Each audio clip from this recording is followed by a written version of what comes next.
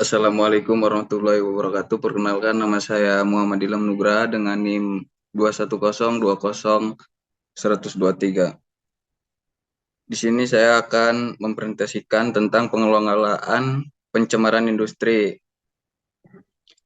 Satu, apa yang dimaksud dengan pengelolaan limbah B3 dan jelaskan. Pengelolaan limbah B3 adalah kegiatan yang meliputi pengurangan, penyimpanan, pengumpulan, pengangkutan, pemanfaatan, pengolahan, dan atau penimbunan.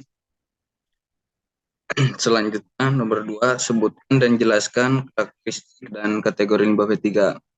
Satu, yaitu mudah meledak, dapat meledak dengan mudah jika terkena panas, tekanan, atau kejutan.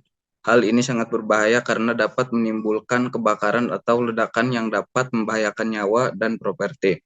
Yang kedua, mudah menyala, inflammable, mengandung bahan kimia yang mudah terbakar atau meledak jika terkena sumber atau suhu tinggi, karena itu harus ditangani dengan hati-hati agar tidak menyebabkan kebakaran atau ledakan. Nomor 3, reaktif. Umumnya limbah ini mengandung bahan kimia yang dapat bereaksi dengan bahan lain secara tidak terduga, sehingga menyebabkan ledakan atau pelepasan gas berbahaya. Baik, selanjutnya, infeksius dapat mengandung mikroorganisme yang berbahaya bagi kesehatan manusia dan lingkungan. Hal ini dapat menyebabkan penyebaran penyakit dan kerusakan lingkungan. Korosif, bersifat merusak dan mengikis bahan yang terkena jika bersentuhan langsung dengan kulit atau bahan lainnya.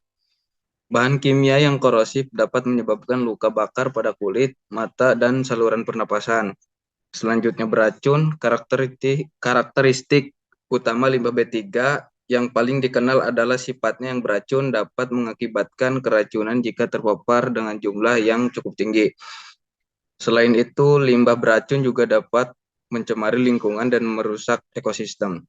Selanjutnya, berbahaya terhadap lingkungan, dapat merusak dan menyebabkan ikan atau organisme akuatik mati. Selanjutnya, nomor 3, sebutkan dan jelaskan fasilitas yang dibutuhkan dalam penyimpanan limbah B3 berdasarkan kategori dan sumbernya.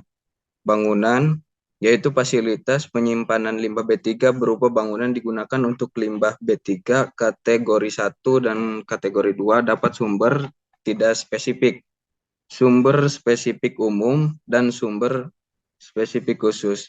Tangki, yaitu digunakan untuk limbah B3 fase cair kategori 1 dan kategori 2 dari sumber tidak spesifik dan sumber spesifik umum.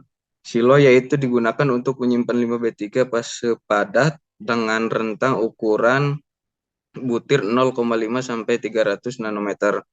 Sebutkan kategori 1 dan kategori 2, sumber tidak spesifik, sumber spesifik umum, dan sumber spesifik khusus. Waste file digunakan untuk menyimpan limbah B3 fase padat kategori 2 dari sumber spesifik khusus. Waste info domain digunakan untuk penyimpanan limbah B3. Selanjutnya, nomor 4, sebutkan fasilitas penimbunan limbah B3. 1. Fasilitas penimbunan akhir kelas 1, 2, dan 3. Nomor 2, sumur injeksi. 3. Penempatan kembali daerah bekas tambang. 4. Dam tailing. 5. Fasilitas penimbunan limbah B3 lain sesuai dengan perkembangan iptek. Baik, selanjutnya 5, sebutkan dan jelaskan metode pengolahan limbah B3. Pengolahan limbah dapat dilakukan secara kimia, fisik, dan biologi. Stabilisasi proses penambahan suatu zat dan dicampur dengan limbah untuk meminimalkan kecepatan limbah untuk mengurangi toksitas dari limbah. Insinerasi, pembakaran untuk memperkecil volume B3 saat pembakaran, pengontrolan agar gas beracun tidak mencemari udara. Bioremediasi sama dengan penggunaan mikroorganisme untuk mengurangi limbah. Baik, selanjutnya nomor 6, tuliskan dan jelaskan fasilitas penyimpanan limbah B3 berdasarkan jenis dan waktu maksimal penyimpanan, yaitu sebagai berikut. Baik, selanjutnya nomor 7, tuliskan dan jelaskan fasilitas penyimpanan limbah B3 berupa bangunan, yaitu sebagai berikut. 8, jelaskan waktu penyimpanan limbah B3 berdasarkan kategori limbah B3 dan jumlah limbah B3 yang dihasilkan. Selanjutnya nomor 9, sebutkan contoh pemanfaatan limbah B3 minimal 10. Sebutkan sumber limbahnya dari industri apa, limbahnya apa. Nomor 1, pabrik pupuk, jenis limbah, limbah aktif, pemanfaatan bahan pengganti agregat halus pada pencampuran beton ringan.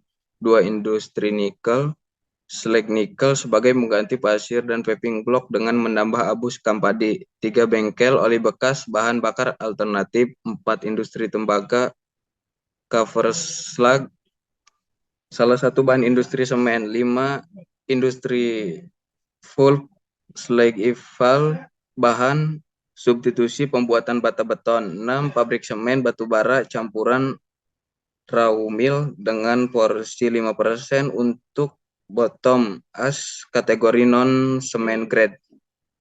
Baik, selanjutnya nomor 7, pabrik kelapa sawit oli bekas, bahan baku pembuatan cairan dengan metode katalistik cracking menggunakan katalisme Mordenit. 8, rumah sakit limbah cair yang mengandung desipikan dinetralkan menggunakan plasma Nobel. Baik, selanjutnya nomor 10 yaitu sebutkan fasilitas pengangkutan limbah B3 berdasarkan kategori sumbernya. Jelaskan ketentuan informasi yang harus pada kendaraan pengangkutan. Berdasarkan kategori dan sumbernya. 1, pengangkutan limbah B3 dalam kurung baik yang di dalam penghasil limbah B3 atau pengangkutan limbah B3 yang dilakukan dalam tapak proyek yang sama namun melewati jalan umum. 2, pengangkutan limbah B3 dari pengumpulan limbah B3 ke pemanfaatan, pengolahan, atau penimbunan limbah B3.